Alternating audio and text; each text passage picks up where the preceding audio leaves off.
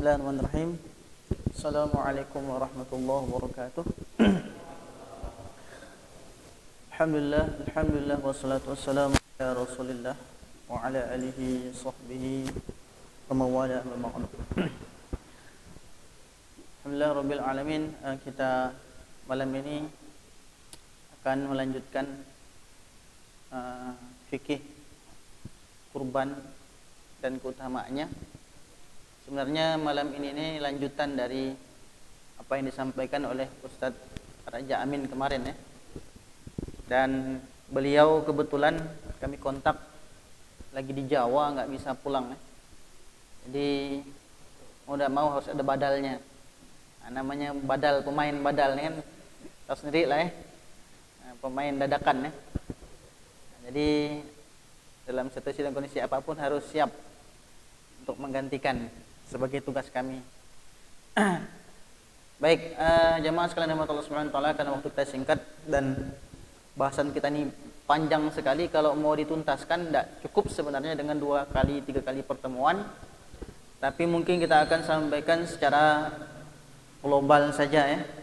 Apa yang sudah disampaikan Ustadz aja kemarin kita lewatkan, kita skip saja. Baik, definisi kemarin sudah disampaikan ya, sebenarnya bukan kurban sebenarnya ya, makanya disebut dengan Idul Adha. Nah, kurban secara bahasa al-udhiyah atau ad-duhayah, tapi lidah orang kita susah nyebutnya. Karya apa? Dari al-udhiyah, ad-duhiyah.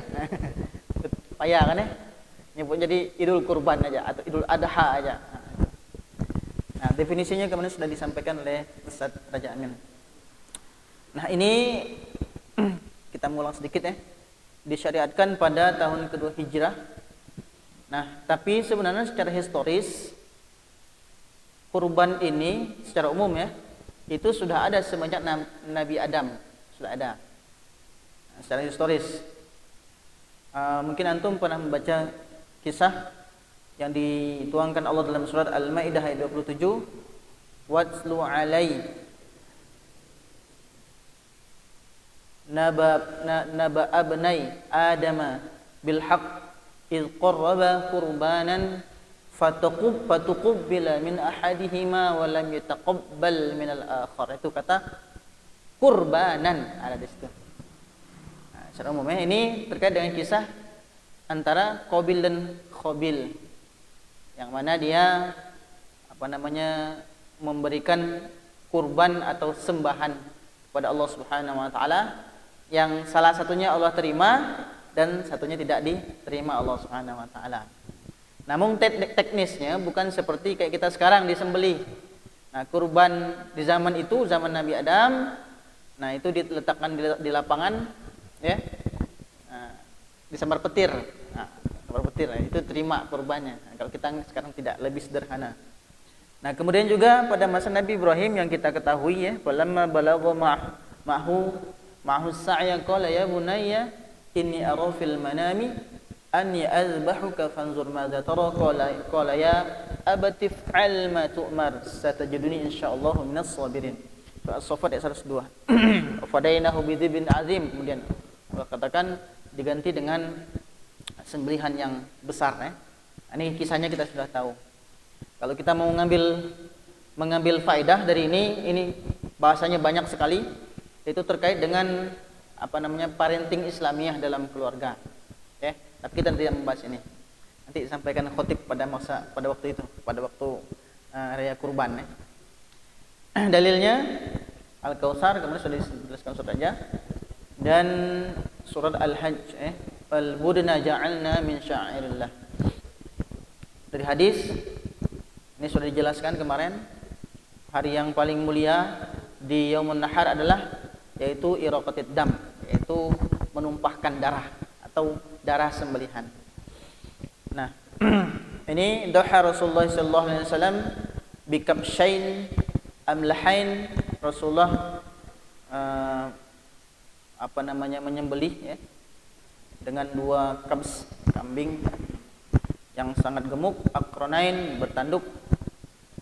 Fara'aituhu wadi'an qadamahu ala sifahiha. Rasulullah meletakkan kakinya di lehernya, yusamma wa yukabbir. Fadzabahahuma biyadihi. Kemudian Rasulullah menyebut nama Allah dan bertakbir dan menyembelihnya dengan tangannya sendiri. Nah, boleh nggak nyembelih dengan tangan sendiri? Anti fikihnya, ya. Nah, tentunya harus ahlinya ya. Kalau tidak ahlinya payah kan ya.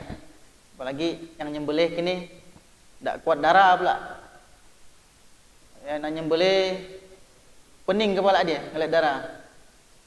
Ujung-ujungnya bukan nyembelih kurban, tangan kawan dibantai.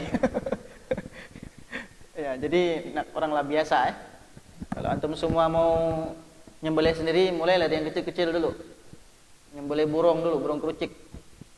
Naik ke ayam, naik ke bebek, naik ke kambing, baru naik ke sapi. Baru naik ke onta kalau ada. Nah, hukumnya sudah dibahas kemarin, sunnah muakkadah dan juga yang mewajibkan dalam mazhab Hanafi. Tapi jumhur mengatakan itu sunnah bagi yang mampu. Oke, baik. Nah, mungkin ada pertanyaan, kurban itu setiap tahun atau sekali seumur hidup. Nah, Jadi Rasulullah yang mengatakan fala yaqrabanna musallana, kami jelaskan Ustaz aja sudah ya. Orang yang duitnya itu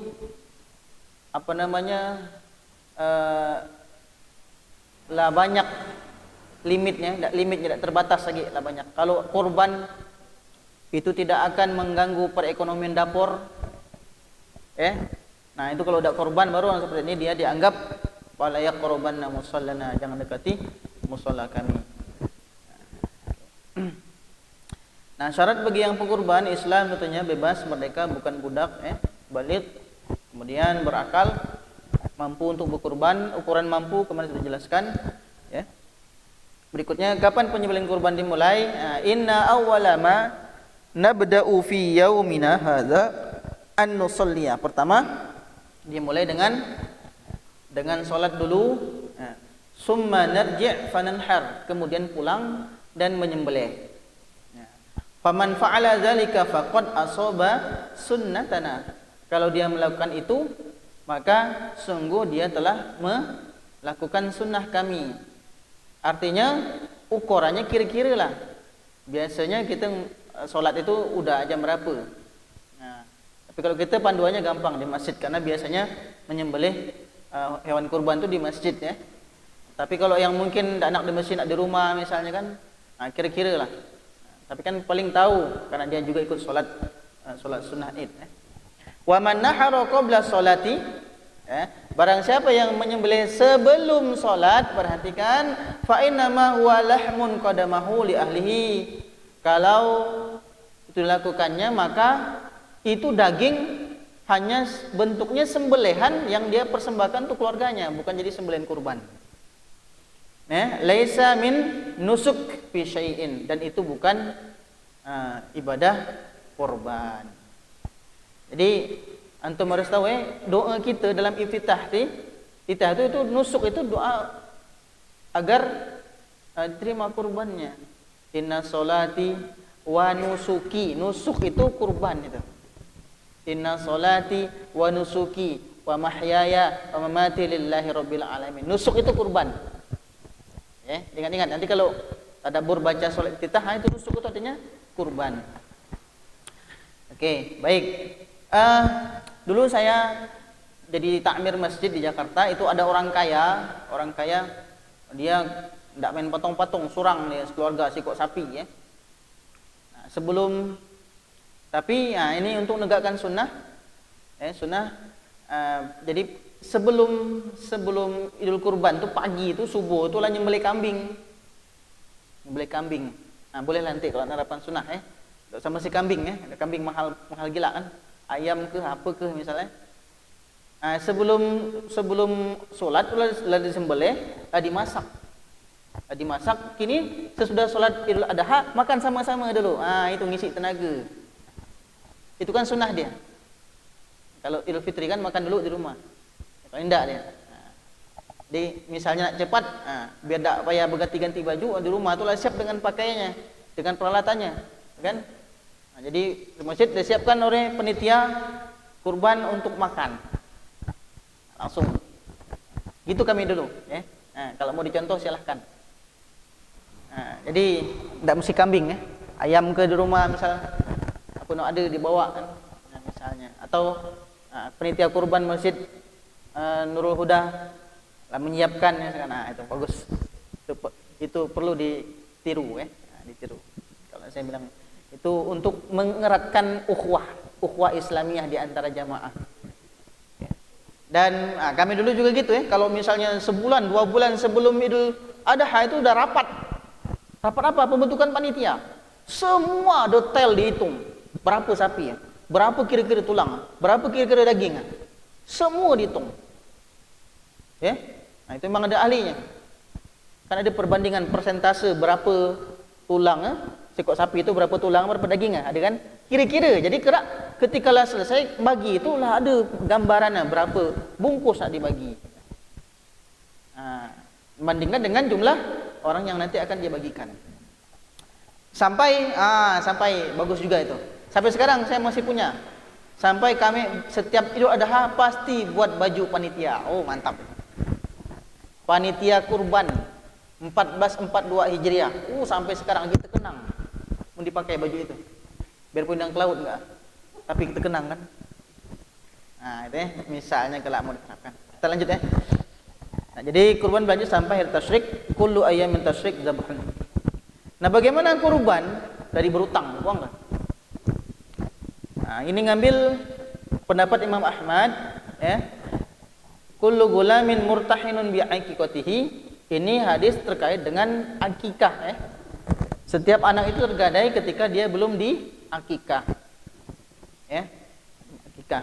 Nah, kata beliau, wa inni, ya, la arju in iftaradu an yaj'ala lahu khalfa li annahu ahya as-sunnah min sunanihi, ya, alaihi salatu wassalam, wattabi' ma jaa anhu.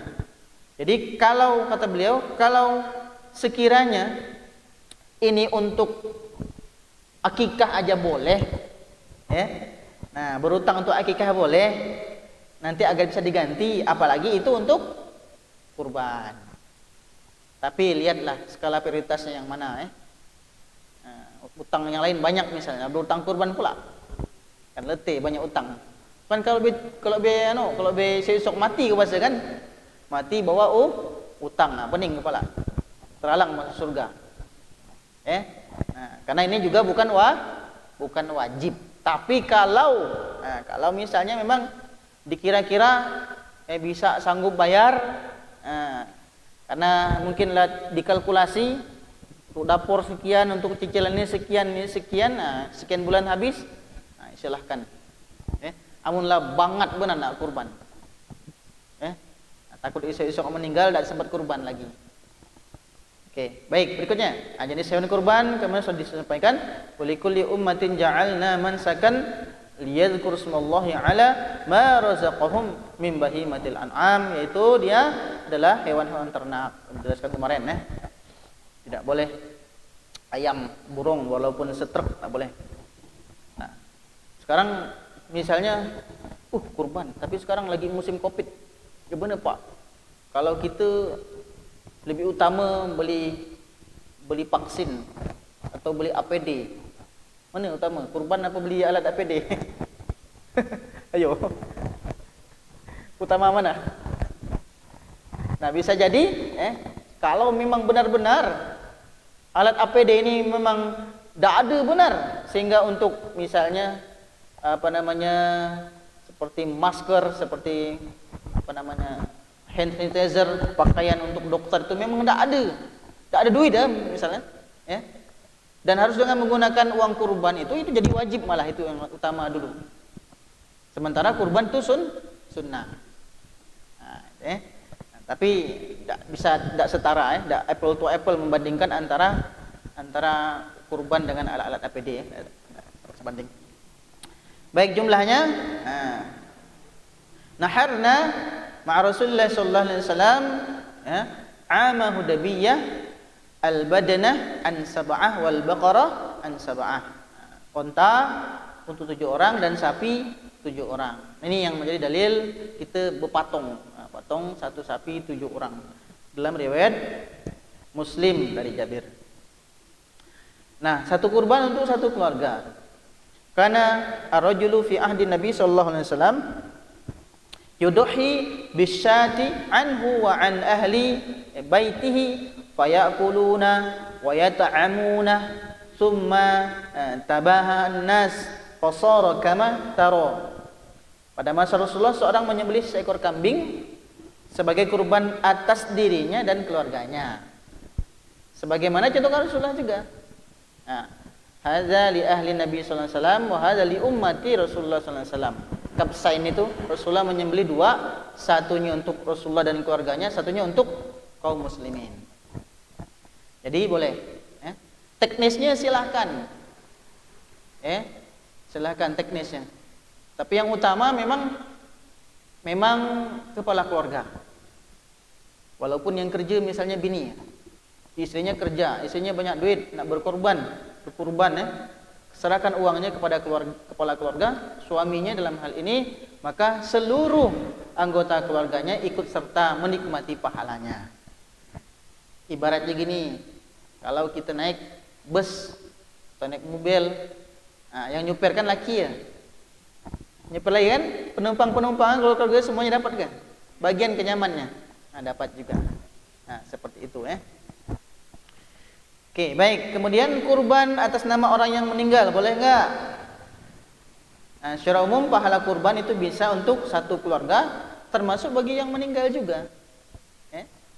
Nah, kondisi yang kedua, bila yang meninggal berwasiat secara khusus untuk kurban, maka itu harus dilaksanakan. Pesan kaki kan, kaki lah meninggal dunia, tolong kurbankan ya cuk ya ki, misalkan. Wasiat kan berarti kan, teringat aku wasiat kaki dulu, nak kurbankan itu wajib. Karena dikarenakan itu wasiat.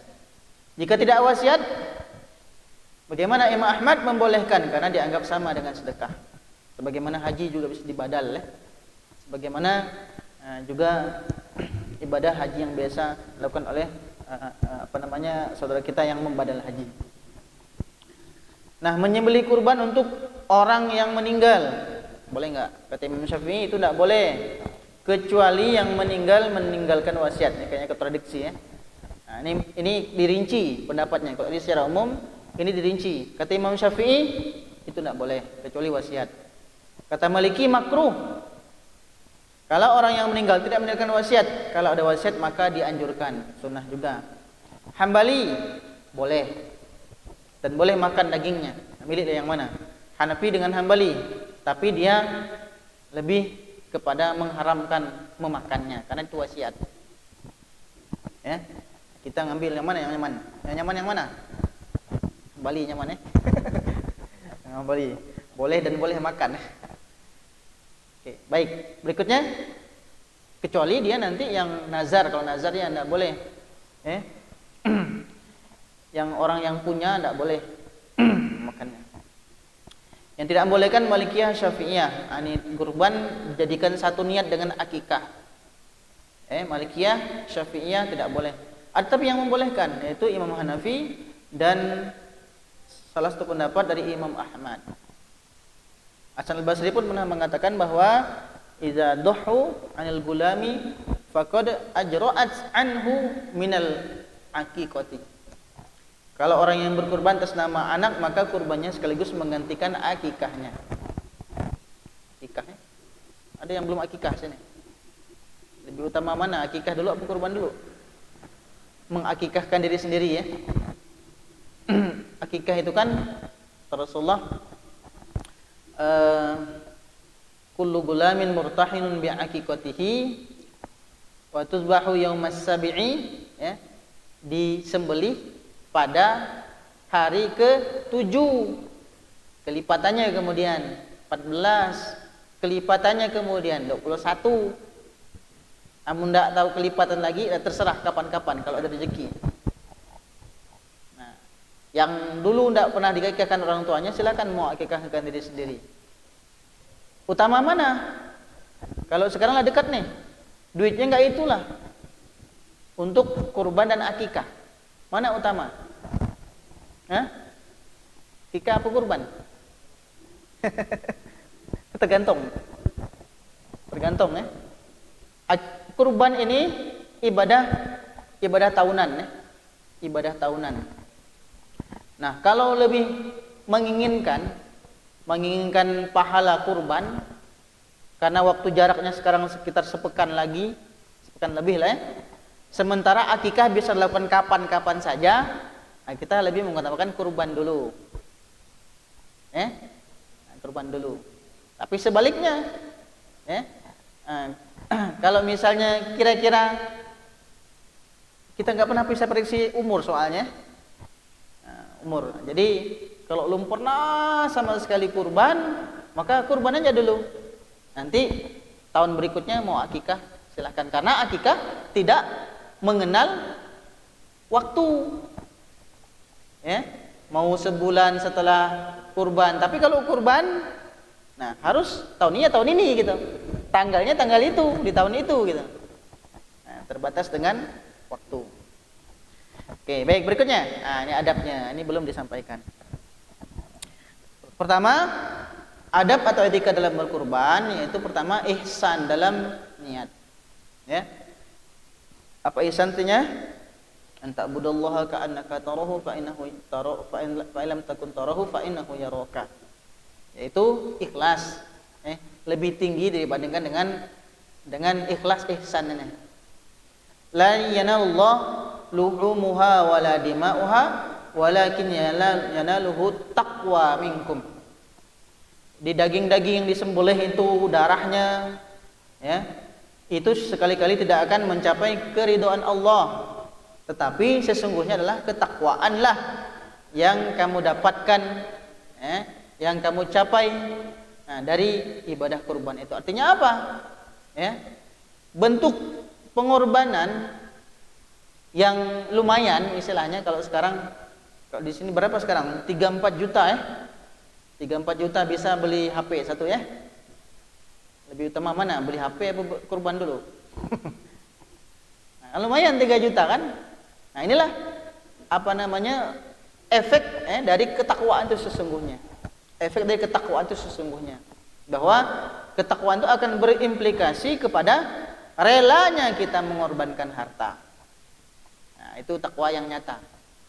Akan tetapi terkadang ini ibadah seperti tercampur dengan niat-niat yang tidak ikhlas kadang-kadang. Karena ingin dianggap lah kurban, ingin dianggap banyak duit dan lain sebagainya. Itu yang harus dibersihkan. Dalam hati kita yang harus dibersihkan agar jangan sampai tercampur dengan riya dan lain sebagainya. Artinya adalah ini adalah ibadah harta. Ibadah harta ini adalah bentuk nyata dari ketakwaan kita kepada Allah Subhanahu wa taala. Jadi yang nilai itu bukan dagingnya, bukan darahnya, tapi ini dalam jiwa. At-taqwaha huna. Ketakwaan itu adalah dalam hati dan jiwa kita. Selama kita bisa menjaga keikhlasan ketika melakukan ibadah apapun, insyaallah itu akan terima oleh Allah Subhanahu wa taala sebagai bentuk ibadah.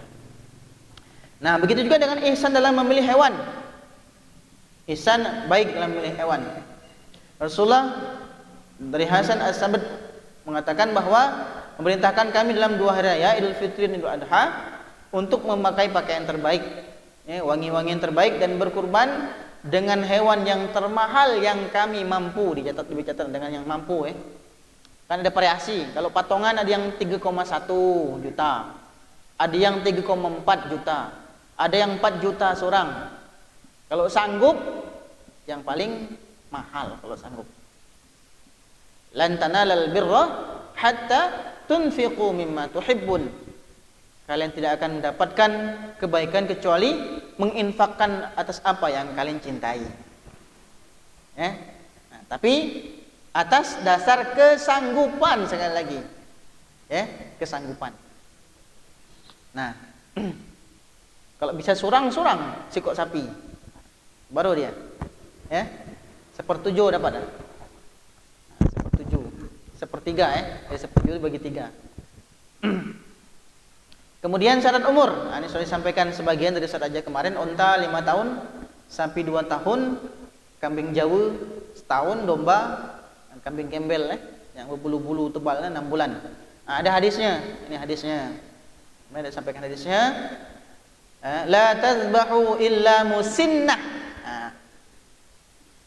Illa an ya'sura 'alaikum fatazbahu jazaa'ah minad dha'ni. Jadi jangan kalian menyembelih kurban kecuali musinnah. Nah, nih kurban yang disembelih itu musinnah. Musinnah itu asalnya kata sinnun. Sinnun itu gigi. Gigi. Artinya apa? Giginya lah lepas. Giginya lah lepas, itu tanda. Jangan ini dakal ya orang tukang kambing. Jadi cari tukang kambing yang jujur. Karena ini syarat. Cari kambing yang memang sudah sampai umurnya. Musinnah. Dan setiap hewan itu beda-beda musinnahnya.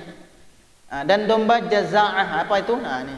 Musinnah itu adalah gigi yang lepas Kalau kambing itu kira-kira dia berusia 1 tahun dan masuk tahun kedua.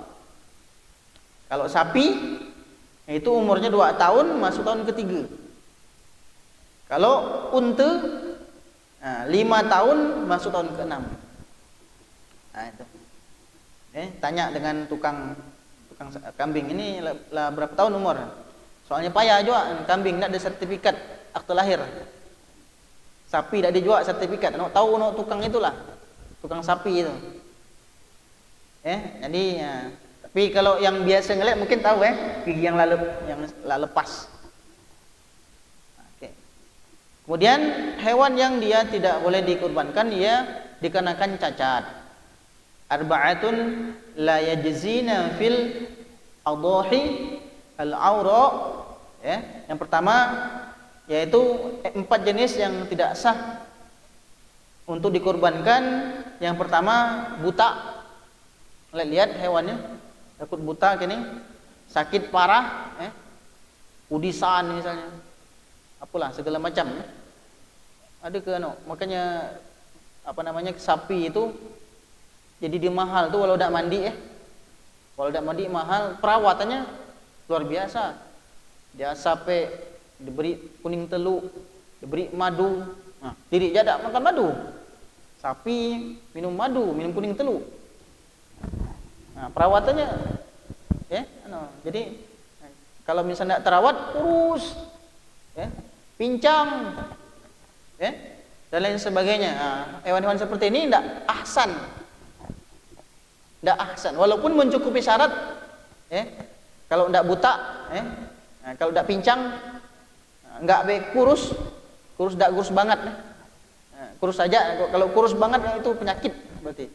Hewannya berpenyakit, maka seperti ini tidak ahsan untuk dikurbankan. Oke, nah ini lihat kambing setinggi orang. Nah, ini menade nak gini mantap nih. Macam sapi tinggi Tapi mulai gini sayang juga dipotong Lekong ditunggang Oke, berikutnya ihsan dalam penyembelihan menyembelih dengan tangannya sendiri kalau bisa. Sebagaimana Rasulullah SAW fadzabaha biyadihi. Kalau tadi kuat. Menyembelih dengan ihsan sesuai dengan aturan. Fa idza dzabhtum fa ahsinu dzibhah. Kalau kalian menyembelih maka ihsanlah, baiklah dalam menyembelih. Tadi kalau misalnya baru-baru menyembelih, belajar dulu. Jangan sampai nanti hewannya dia tersiksa karena ketidakprofesionalan kita menyembelih. Harus putus urat leher dan urat napas dan urat makan. Berarti dalam hal ini fa ahsin zabihatahu, maka baiklah dalam menyembelih dan ditajamkan benar-benar itu parangnya, pisaunya dan atau alat sembelihannya. Jangan nyembelih pakai parang karat, ngasin, parang tumpul. Makanya para juleha itu, tahu kan juleha? Tahu nggak juleha? Waduh, nggak tahu juleha Kenal dulu dengan juleha. Juleha itu juru sembelih halal. Juleha disingkat. juru sembelih bersertifikasi kalau dari dinas peternakan tuh. Ya. Nah, di Masjid Al Hidayah itu ada yang muda, seorang. Kalau tempat kami itu biasanya Pak Pikran. Itulah bersertifikasi dari dinas peternakan ya. Ada sertifikatnya. Nah, sudah dilatih bagaimana cara menundukkan sapi, menjatuhkan sapi. Ya, jangan main-main ya. Nah, itu ada tekniknya. Takut kini main-main beramai-ramai terajang dari dia. Mulai tidak jadi nyembelih. Gara-gara rusak kita pingsan terajang sapi. Nah, itu tekniknya. Makanya pedang parang mereka itu tidak dipakai kecuali untuk menyembelih kurban. Disimpan, dibersihkan, diamplas, dilap, biar tidak karatan. Dan mereka pilih dari bahan-bahan terbaik, dari perbaja mobil, nah, diasah benar-benar. Nah itu, jadi nyembelihnya dengan itu namanya Pak Ahsin, agar mempersingkat masa penderitaan mereka ketika mereka disembelih. Nah. Jangan beli parang yang cepat tumpul, sekali sembelih tumpul. Kalau enggak nincang tulang sih tidak apa-apa. Dan nyembelih jangan, harus yang ahlinya. Oke, kemudian kalau bisa menyaksikan penyembelihan dan berdoa, inna sholati wa nusuki wa mahyaya wa mamati lillahi rabbil alamin la syarika lahu wa bidzalika umirtu wa ana minal muslimin. Dalam salat, dalam doa iftitah. Nah, berikutnya ada penyembelihan, yaitu diantaranya yang menyembelih itu balik berakal, laki-laki, perempuan boleh juga sama saja, yang penting balik dan berakal. Menggunakan alat sembelih yang tajam, saya jelaskan, tidak menzalimi dan menyakiti hewan kurban, menzalim.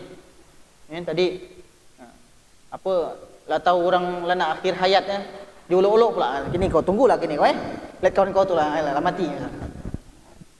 Ini main-main ini. Nah, mereka kan punya perasaan juga kan.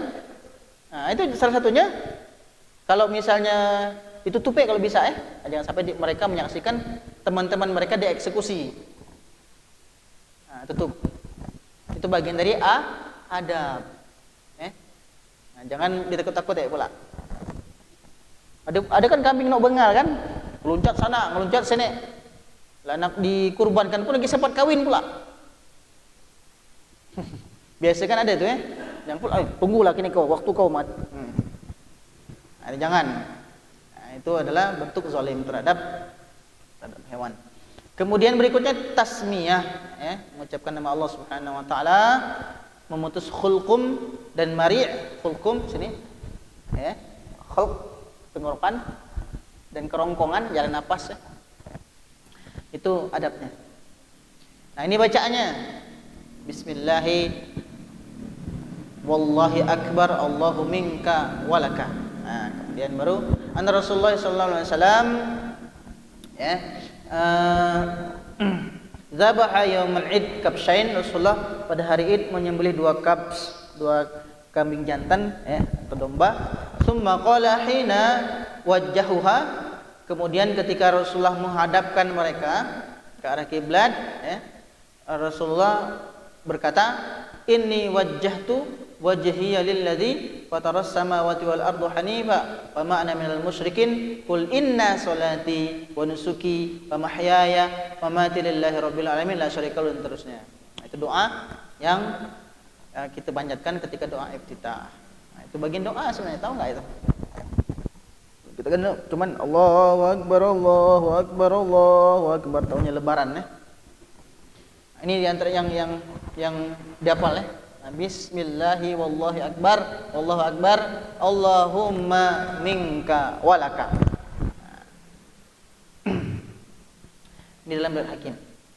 Ada yang bentuk penyembelihan yang tidak islami, misalnya dengan cara dipanah, seperti misalnya panah ini tidak islami, bukan orang Islam matinya dia matinya dia tersiksa Ada juga yang bukan disembelih, ditembak kepala, yang pernah saya tayangkan dulu tembak kepalanya di otaknya lebih cepat matinya, itu bukan sembelihan, maka malah itu jadi hewan yang haram dimakan karena tidak melewati persembelihan. Nah, kemudian ihsan dalam pembagian. Rasulullah SAW bersabda tentang pembagian qulu wa at'imu Waddakhiru, makan sebagian diberikan ke orang lain, sebagian lagi simpan. Tidak apa-apa simpan. Ada apa disimpan untuk esok-esok pula. Kalau banyak jatah. Biasanya kan pagi ustadz misalnya, ustadznya sering banyak dapat. Masjid ini dapat. Lakan 3 bulan nak habis-habis loh. Masak tiap hari luar juga. Pagi lah tu gigi lah banyak lah apa? Lah lemah kan. Nah, simpan. Kalau mau awet seperti yang dilakukan oleh beberapa negara itu, dikirimkan ke negara lain, dibentuk dengan bentuk sarden, bentuk daging kaleng ya. Ulakan habis. Baik. Kemudian hal terkait dengan daging kurban. Nah, ini. Yaitu daging kurban itu boleh dijual oleh fakir miskin yang menerima daging tersebut. Kalau mereka fakir miskin. Jadi hak mereka. Tapi banyak juga jadi modus ya. Modus. Tahu mereka kalau di Jakarta tuh apa namanya? Ulak-alik dia. Kan pakai kupon tuh. Pakai kupon. Ini lo udah ngambil kupon, nunggu pula dia. Atau diberi orang kan. Padahal orang lapar lah, saya ngambil kupon. Tunggu ujung-ujung diberi kan ngasing lah kan. Nah, kadang-kadang enggak untuk dimakan, dijual. Tapi memang ekonomi ya.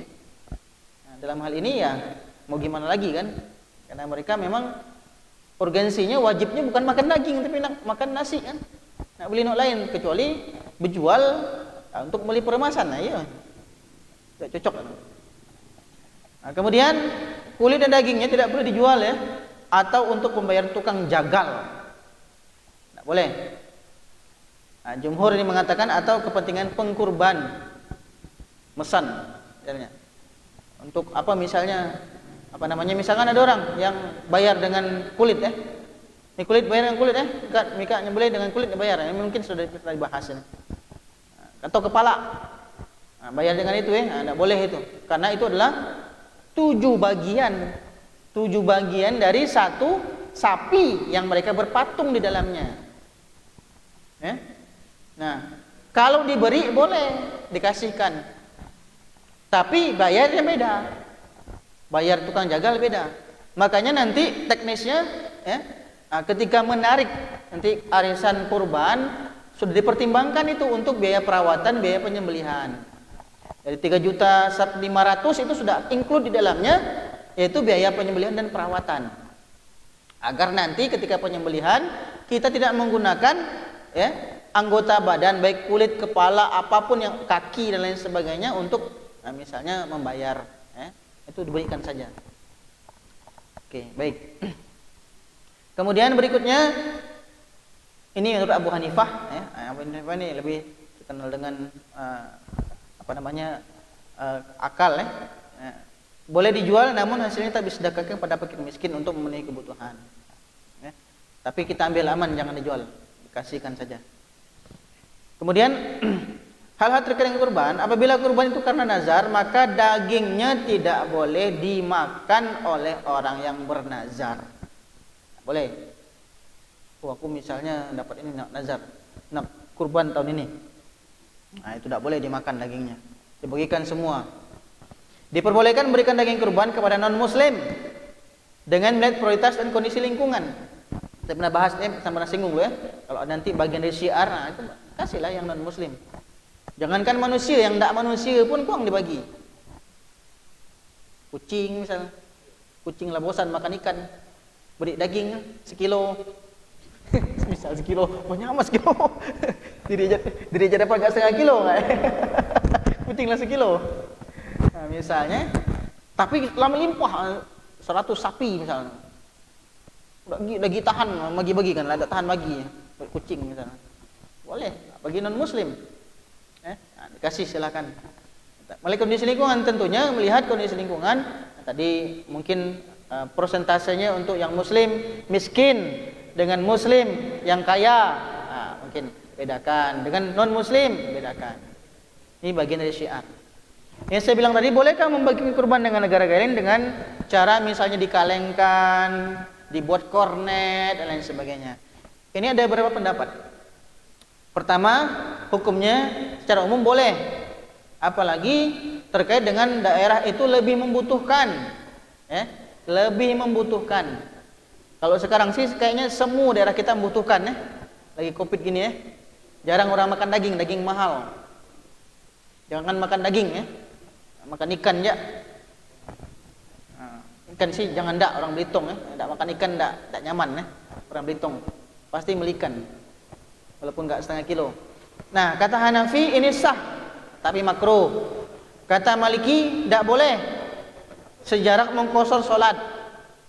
Enggak boleh. Jadi cakupannya sejarak mengqashar salat 87 88 kilo. Enggak boleh dibagikan di luar itu. Nah. Kemudian Syafi'i boleh. Jika jaraknya kurang dari jarak mengqashar salat, kalau lebih maka hukumnya haram. Ya. Nah. Oke, ini pembagian tidak ihsan. Berebut-rebut, injak-injak. Kemudian berikutnya hikmahnya. Di antara hikmah kurban yaitu tentunya melaksanakan perintah Allah dan menegakkan syiarnya, mengikuti sunnah Rasulullah, membangkitkan semangat kebersamaan dan kepedulian sosial, ya. Nah, kemudian mengikis sifat kikir, pelit.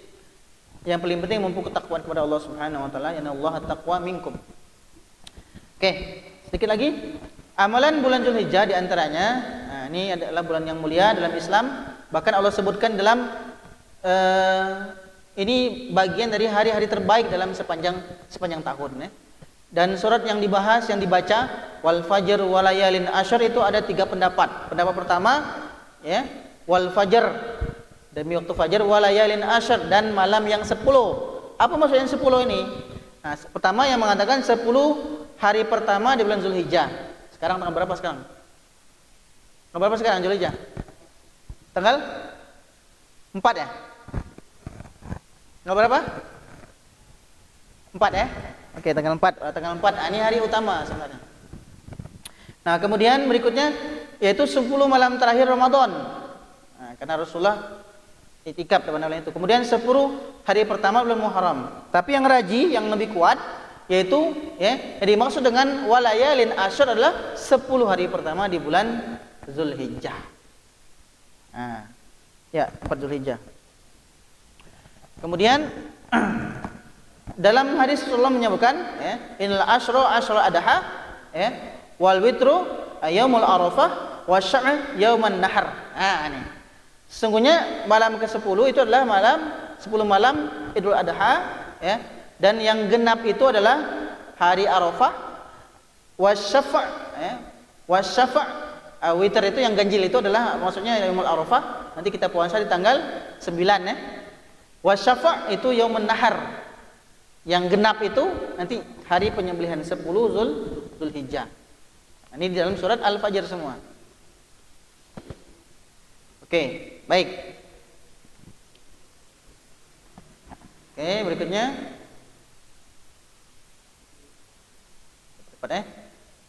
Ini puasa sunnah nanti jangan lupa akan mengampuni dosa 2 tahun ya. Shaumu yaumil arafah yukaffiru sanatain. Puasa tanggal 9 Zulhijjah, puasa Arafah ketika orang-orang lagi wukuf itu mengampuni dosa 2 tahun ya. Madiyah wa mustaqbalah, yang lalu dan yang akan datang.